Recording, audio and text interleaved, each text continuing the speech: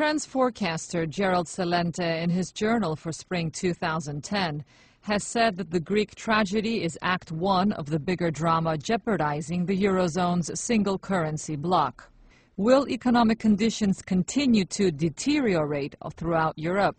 I spoke to Gerald Celente to find out. Not only will economic conditions continue to deteriorate throughout Europe, they will continue to deteriorate throughout the world. Let us understand that the world equity markets were collapsing in March of 2009. And the only thing that prevented them from crashing to the ground was that the central banks throughout the world flooded the marketplace with cheap money, whether it was China, India, Japan, the US, the UK, all of Europe, Australia, South Korea. All of this recovery is nothing more than a cover-up. The cover-up happened by flooding the system with cheap money. And now that cheap money is running out, debts are coming due. This is only the beginning. Before the clock strikes 2011, the crash of 2010 will have happened, and the world will realize that the greatest depression has begun. Draconian austerity measures, including wage and pension cuts and increases in taxes, have been implemented on the Greek people. Do you believe that more measures will be announced? Yes, more measures will be announced. They will try to squeeze the little people every way they can. And it's not only Greece, it's worldwide. Every time they have to bail out the banks, and let's call this what it is, when they use these fancy words like sovereign debt default, all it is saving the banks that made bad bets. So in order to bail out the banks, they're going to try to get every penny they can from the working people, whether it's in Greece, the US, the UK, you name it.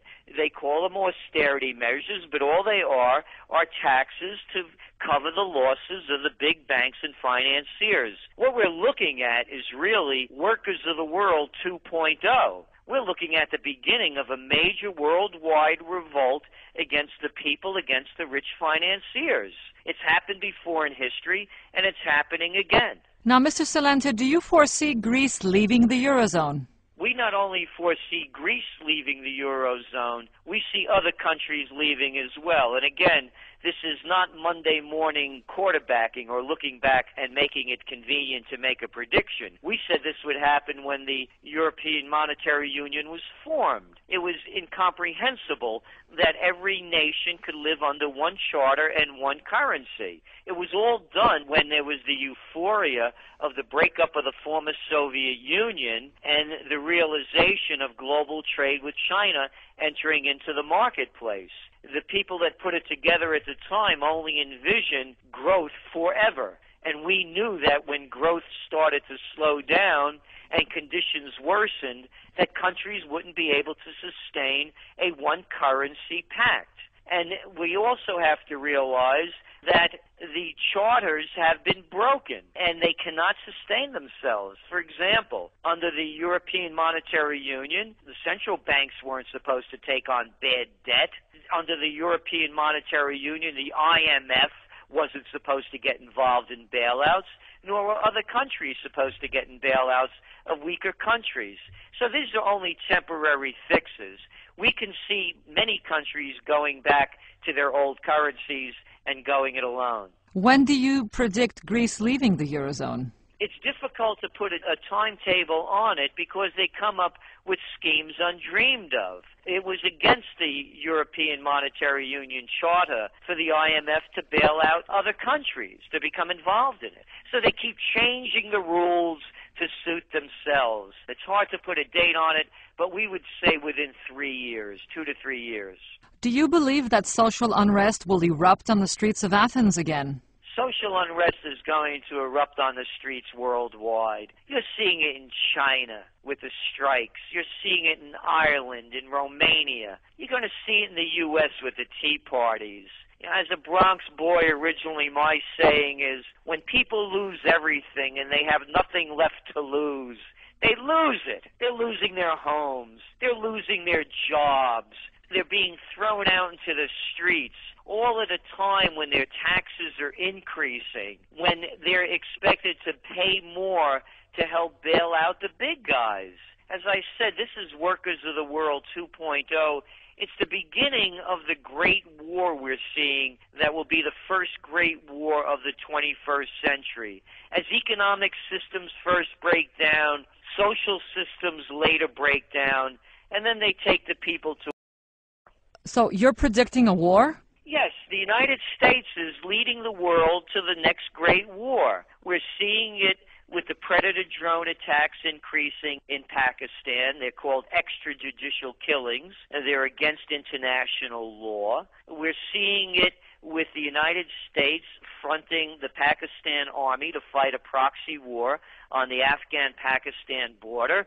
President Obama, the winner of the Nobel Peace Prize, I'm getting to wonder if Norway is Orwell spelled backward, has increased wars throughout the world, particularly in Afghanistan and Pakistan. And we're also seeing what's going on with Israel, committing more violations of international law, the latest with the assault on the mission to break the blockade in Gaza with humanitarian aid.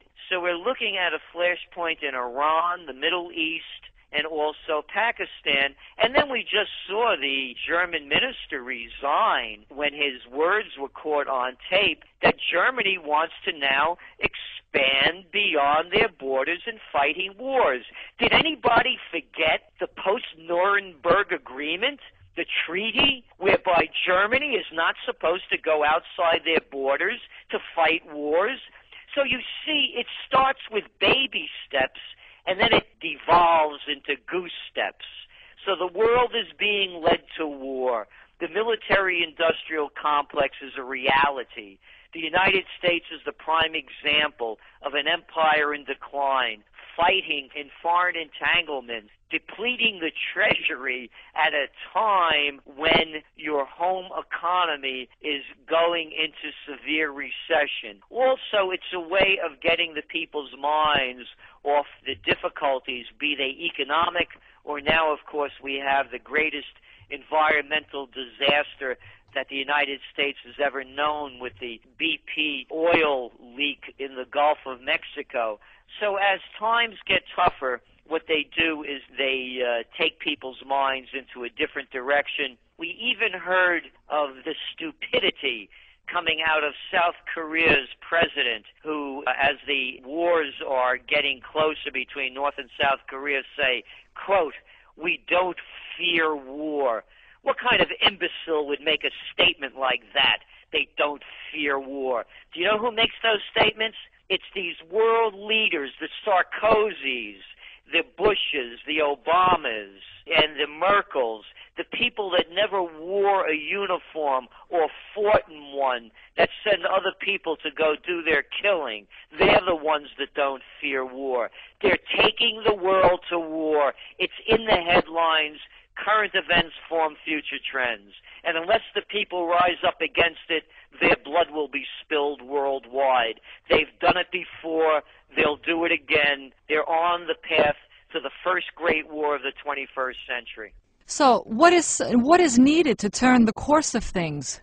What's needed is they have to stop this whole headlong race toward globalization and this one-size-fits-all economy. Also, what's needed is that people cannot continue to take on debt. Look, there was a time in Greece when people bought things when they had money that they could afford to buy them. They didn't take out huge amounts of debt to do that. They've been suckered in by the banks to borrow a lot of money at low interest rates under the guise that growth would be perpetual. The second thing is, if you're going to put money in stock markets, if you're going to buy bonds, whatever you're doing, you're speculating.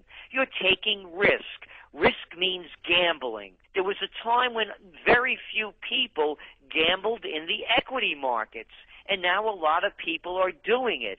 You have to stop gambling. You have to stop taking on debt, and you have to start building your economies internally. It's called self-sustaining economies. It kept the world going through centuries. Globalization at this level is new, and the world has become a lot poorer as a result of it. And the gap between the rich and the poor is widened. So the way we go back to it is to have a renaissance, a rebirth, go back to what works.